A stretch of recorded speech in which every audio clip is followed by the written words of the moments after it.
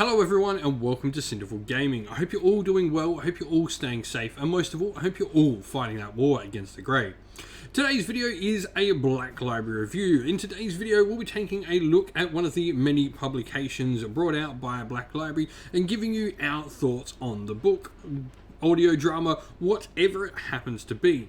Now, I will say that we will try to keep this review to as spoiler free as possible, though there will obviously be points where we talk about things happening in the book. We will try to keep away from saying any of the major plot points, so you can go and read this book for yourself. We'll just give you our thoughts on whether or not we think it is something you may be interested in. So we'll use this video to instruct you on maybe is this sort of going to be a book that you would like to see.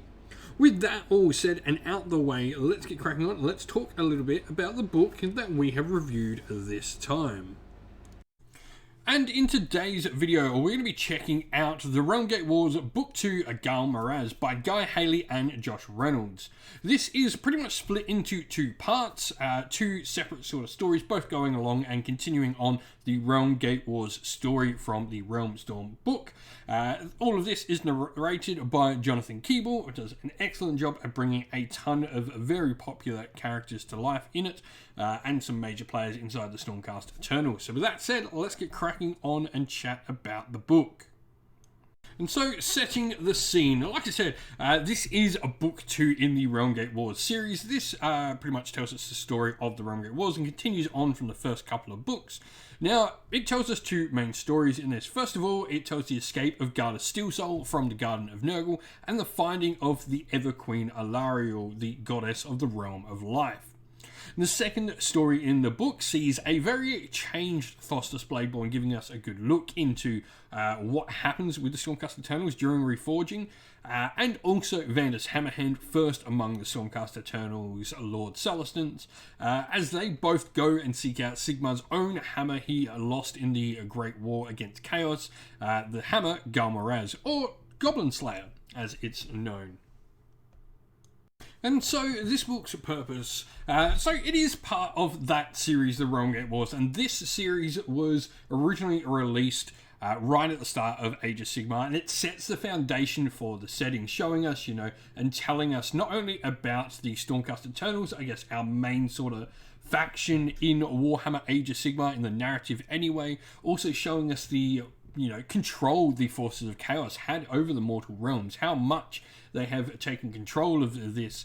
But most importantly, this shows us the sort of fantastical setting that Warhammer Age of Sigmar is. We get to see amazing things like the Hanging Valleys of Enthrok, which are like these floating islands connected by rivers of molten metal, which are sort of founded upon and created by a giant draconic beast, a zodiacal god beast. And that's all the sort of stuff we get to see in this. We get to see, very magical and powerful creatures. We get to see these fantastical realms. We get a really good look at the Stormcast, and indeed, I guess you could call it their curse, the reforging process in Thostos Bladeborn, which is really cool.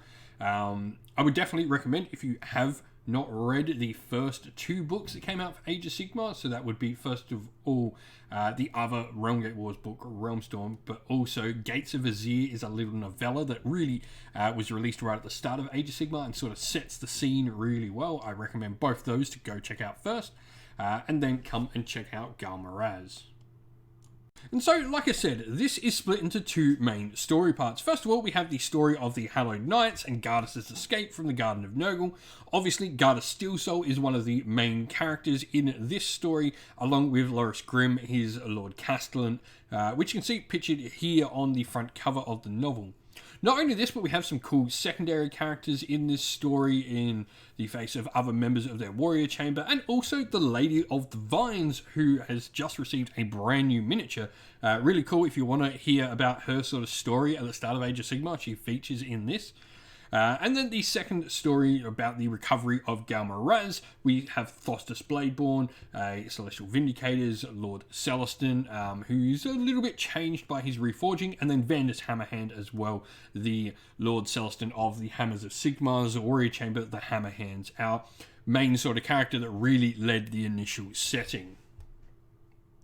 And so what does change about these main characters over the course of the story? Do we have much character progression here? And I would say, we've got a decent amount for quite a few of them. For Gardas and Loris, we have, this leader and this sort of secondary in command. And Loris is sort of thrust, at the start of it, when obviously Gardas is lost in the Garden of Nurgle, he's sort of thrust into being the leader of the chamber, which he's not quite used to. He's used to being this sort of guardian, this shield, where Gardas is the hammer, and he's the shield that protects, but now he's having to, drive them forward as the hammer as well. And so we sort of see this development of Loris Grimm into this much more sort of fuller character, this more able-bodied general over the course of the story. And Gardas, we really start to see him change into the Gardas we know as modern, where he sort of understands the sort of changes in the allies. He really is a hero of the mortal realms, and other people start to sort of see him in the same way his own Stormcast Eternals do.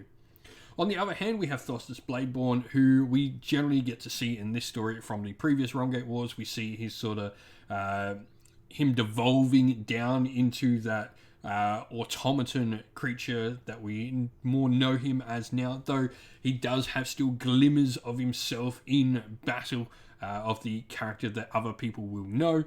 And Vandus, obviously, throughout the story, Vandus is starting to be plagued by his memories, by his sort of prescience that he has, these visions that he sort of has while he dreams, and even while he's awake as well. And we sort of start to see him take on those as part of his character more and more. And so what does the book do? Well, I think the best thing it does for me is it really does show the fantastical setting of the mortal realms really well. I think more so than any of the other stories that came before this in Age of Sigmar, for me, the Hanging Valleys of Antioch really were the major sort of, first setting we saw where they're really weird and wacky. And obviously we had Floating Isles in the story before as well. I think these books, more than anything, these two stories, especially the second one, really start to show that fantastical nature, especially when we get to see creatures like Argentine and other characters as well. These actual zodiacal god beasts appearing in the stories really does add a lot to them. Obviously, this also shows off the sort of heroic nature of the Stormcast Eternals and this first sort of landing of the Stormcast Eternals and the heroes that are in there. Characters like Vandus, like Gardas, these true heroes of the mortal realms, and really sort of showing the goodness of the Stormcast Eternals, where at the start of the setting, they've obviously evolved from that over the course of the setting, but at the start they really were, these shining beacons of light. And so, who would enjoy this book? I mean, this is, if you're wanting to know about the early start of Warhammer Age of Sigmar, this is the storyline you follow, the Realmgate Wars. And so, if that's part of the thing, definitely go start reading with Gates of Azir, then go into the Realmgate Wars series. Now, you've also got, a good look at the old cast Eternals, those original sort of Stormcast. If that's something you're really interested in too, and you like those models, you've got a great look at them in here, and how the warrior chambers and that work. But on top of that as well, you've obviously got characters that have models like Gardas and like Vandus in the stories as well as other notable characters that have appeared in other Black Library publications that are really popular, like Plague Garden. You've got Gardas and Loris Grimm.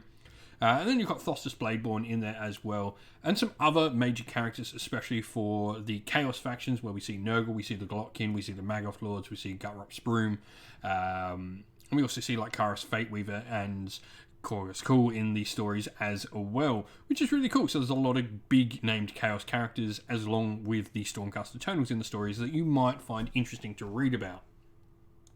And so, in summary, these are fun and interesting. They're a great look at those early sort of days of Warhammer Age of Sigmar. And for me, going through the Realmgate Wars now, this is a set of stories, and this particular book is where I think the Realmgate Wars really begins.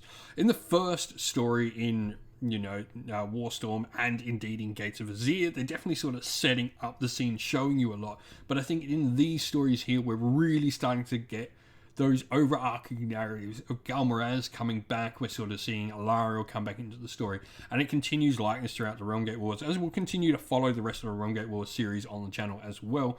But For me, this was a really enjoyable story. I think this is one of the better Realmgate Wars stories, and definitely it starts, the legend that is Garda Steelsoul, one of the most popular characters in all of Black Library fiction. So with that said, a definite, 7 out of 10 for me with this story. I think it is one of the good stories that really got me excited for the narrative of An Age of Sigmar. That's the end of the video, everyone. Thank you all for watching. We hope you enjoyed it. If you did, please don't forget to leave a like and subscribe to the channel if you haven't already. Also, drop us a comment down below in the comment section and let us know what you enjoyed about the video and what you'd like to see more of on the channel. If you'd like to come chat more with me and other members of our little community here we have at Cinderful Gaming, you can do so on our Discord server, which is linked in the video's description. Also linked in the video's description is our Patreon and YouTube members, where you can go to help support the channel and allow us to keep doing what we're doing.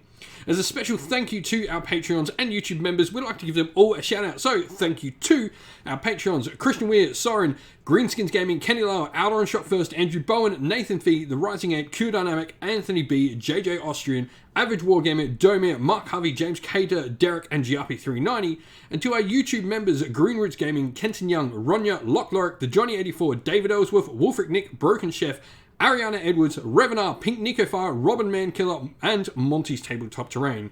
And lastly, a special thanks to Lady Witchfox Art, who does all the amazing artwork you see on the channel. Thank you all for watching. Once again, stay safe, stay well, and most of all, keep fighting that war against the Grey. Ciao for now, everyone.